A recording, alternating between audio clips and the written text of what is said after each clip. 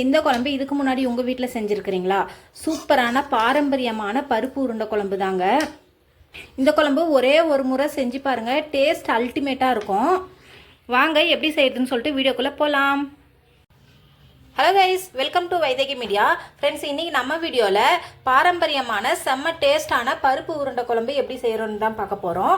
அதுக்கு கடலைப்பருப்பும் துவரம் பருப்பும் ஈக்குவல் ரேஷியோவில் எடுத்து ஒரு 5 மணி நேரம் ஊற வச்சுருக்கிறேன்.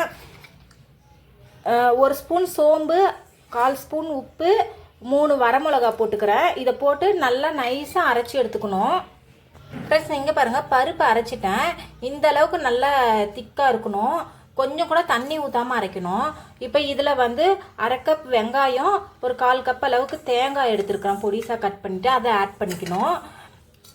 அதுக்கப்புறமா கொஞ்சமாக கொத்தமல்லி, கொஞ்சம் கருவேப்பிலை ஆட் பண்ணிக்கணும். இந்த பருப்பு உருண்டை உடையாமல் இருக்கிறதுக்கு இப்போ இந்த டைமில் ஒரு டிப்ஸ் சொல்கிறேன், ஃபாலோ பண்ணிக்கோங்க. 1 ஸ்பூன் அளவுக்கு அரிசி மாவு போட்டு இதை நல்லா மிக்ஸ் பண்ணிக்கணும். பாருங்கள், இப்படி நல்லா மிக்ஸ் பண்ண உடனே இதை அப்படியே குட்டி குட்டி உருண்டைகளாக பிடிச்சி வைக்கணும். கொத்தமல்லி நல்லா பச்சையாக போடும்போது அதோடைய ஃப்ளேவர் உங்களுக்கு நல்லா கிடைக்கும். உருண்டை நல்லா வெடிப்பு இல்லாமல் பிடிச்சிக்கோங்க. அதே மாதிரி அரிசி மாவு 1 ஸ்பூனுக்கு மேலே சேர்க்கக்கூடாது. அதிகமாக சேர்த்திங்கனாக்கா இந்த உருண்டைகள் ரொம்ப கெட்டியாயிடும். இங்கே பாருங்கள், இந்த பருப்பெல்லாம் நல்லா உருண்டை பண்ணி வச்சுட்டேன். இப்போ இந்த உருண்டைகளை நம்ம ஃப்ரை பண்ணி தான் எடுக்க போகிறோம். பேனில் தேவையான அளவு எண்ணெய் ஊற்றிக்கணும். எண்ணெய் ஊற்றி அந்த உருண்டைகளை அப்படியே ஒன்றுன்னா எடுத்து இதில் போட்டுக்கணும். இதை அப்படியே லைட்டாக ஒன்றுன்னா திருப்பி விடணும். இது இந்த மாதிரி நம்ம ஃப்ரை பண்ணி செய்யும்போது அந்த கடலைப்பருப்பு பச்சை ஸ்மெல் அடிக்காது, நல்லா இருக்கும். ஃப்ரெண்ட்ஸ், இங்கே பாருங்கள், இந்த அளவுக்கு லைட்டாக ஃப்ரை ஆன உடனே இதை நம்ம அப்படியே எடுத்துடணும். இந்த மாதிரி நம்ம பண்ணிட்டு போடும்போது மேலே கொஞ்சம் கிறிஸ்பியாகவும் உள்ளே நல்லா சாஃப்டாகவும் இருக்கும். அந்த கடலைப்பருப்பு பச்சை ஸ்மெல் எதுவும் வராது. ஃப்ரெண்ட்ஸ், இங்கே பாருங்கள், இப்போ நம்ம அந்த பருப்பு உருண்டை பொரிச்சு எடுத்துமே அந்த எண்ணெயிலேயே 1 ஸ்பூன் கடுகு, 1 ஸ்பூன் சீரகம், 1/2 ஸ்பூன் வெந்தயம் போட்டுக்கணும். இது நல்லா பொரிஞ்ச உடனே ஒரு கைப்பிடி அளவுக்கு பூண்டு போட்டுக்கணும். ஒரு 100 கிராம் அளவுக்கு வெங்காயம் பொடிசாக கட் பண்ணி வச்சுருக்கேன், அதையும் ஆட் பண்ணிக்கணும். இதை நல்லா மிக்ஸ் பண்ணிக்கணும். இதில் கொஞ்சமாக உப்பு சேர்த்து நல்லா வதக்கி விடணும். ஃப்ரெண்ட்ஸ், இதில் நீங்கள் வெங்காயத்திலே உப்பு சேர்த்து வதக்கும் போது வெங்காயம் நல்லா சீக்கிரமாக வதங்கிடும். நான் இதில் சின்ன வெங்காயம், பெரிய வெங்காயம் ரெண்டுமே மிக்ஸ் பண்ணி ஆட் பண்ணிக்கிறேன். நீங்கள் வெறும் சின்ன வெங்காயம் மட்டுமே போட்டு செஞ்சிங்கனாக்கா நல்லா டேஸ்ட் கொடுக்கும் இந்த குழம்பு.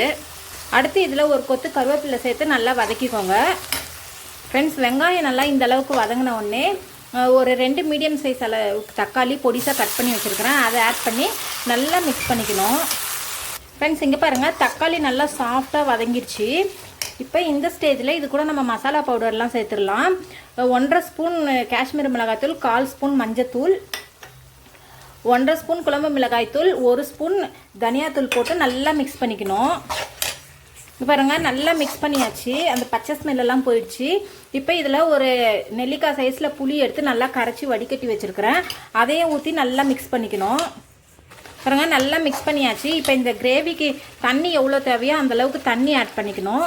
இந்த கிரேவி கொஞ்சம் தண்ணியாக இருந்தால் தாங்க அந்த உருண்டை நம்ம போடும்போது அந்த உருண்டை தண்ணியெல்லாம் இழுத்துரும், அதனால் கரெக்டாக இருக்கும். இப்போ இதை மூடி போட்டு நல்லா ஒரு 10 நிமிஷம் கொதிக்க விடலாம் குழம்பு. ஃப்ரெண்ட்ஸ், இப்போ அந்த கிரேவி நல்லா கொதிக்கிட்டோம். இப்போ நம்ம பருப்பு அரைச்சி அதே ஜார்லேயே கொஞ்சமாக தேங்காய், 1 ஸ்பூன் சோம்பு போட்டு நல்லா தண்ணி ஊற்றி நல்லா நைஸாக அரைச்சிக்கணும். ஃப்ரெண்ட்ஸ், இங்கே பாருங்கள், கிரேவி நல்லா கொதிச்சிருச்சு. நம்ம ஊற்றிருக்கிற எண்ணெய்லாம் பிரிஞ்சு வந்துருச்சு. இப்போ இந்த ஸ்டேஜில் தேங்காயும் சோம்பும் அரைச்சி வச்சுருக்கிறோம்ல, அந்த பேஸ்ட் இதில் அப்படியே ஆட் பண்ணிக்கணும். ஆட் பண்ணிட்டு நல்லா மிக்ஸ் பண்ணி மறுபடியும் மூடி போட்டு ஒரு 10 நிமிஷம் கொதிக்க விடணும். ஃப்ரெண்ட்ஸ், இங்கே பாருங்கள், குழம்பு நல்லா கொதிச்சிருச்சு. இப்போ நம்ம ஃப்ரை பண்ணி வச்சுருக்கிற இந்த உருண்டைகளை அப்படியே ஒன்றொன்னா இதில் சேர்த்துடலாம். ஸ்டவ்வை மீடியம் ஃப்ளேமில் வச்சுக்கோங்க. சேர்த்துட்டு இதை அப்படியே மெதுவாக கிண்டி விடுங்க. ரொம்ப இதுவாக கிண்டணுன்னாக்கா இந்த உருண்டைகளெல்லாம் உடஞ்சிரும். அதனால் மெதுவாக கிண்டி விட்டு மூடி போட்டு ஒரு 5 நிமிஷம் வேக விடுங்க. ஃப்ரெண்ட்ஸ், இங்கே பாருங்கள், நம்ம போட்டிருக்கிற உருண்டைகளெல்லாம் நல்லா பக்குவமாக வெந்துருச்சு. ஒன்று கூட வெடிப்பு விடல. லாஸ்ட்டாக இதில் கொஞ்சமாக கொத்தமல்லி இலை தூவிடணும். இதே மாதிரி நான் செஞ்ச மாதிரியே ஒரே ஒரு முறை ட்ரை பண்ணி பாருங்கள். உங்கள் வீட்டில் குட்டீஸ்லேருந்து பெரியவங்க வரைக்கும் கேட்டு வாங்கி சாப்பிடுவாங்க. அப்புறம் ஒரு முறை செஞ்சிட்டிங்களா நீங்களே அடிக்கடி செய்வீங்க. அவ்வளோதாங்க. இந்த வீடியோ பிடிச்சிருந்துச்சுன்னா லைக் அண்ட் ஷேர் பண்ணிட்டு மறக்காமல் நம்ம சேனல் சப்ஸ்கிரைப் பண்ணிவிடுங்க. பாய்.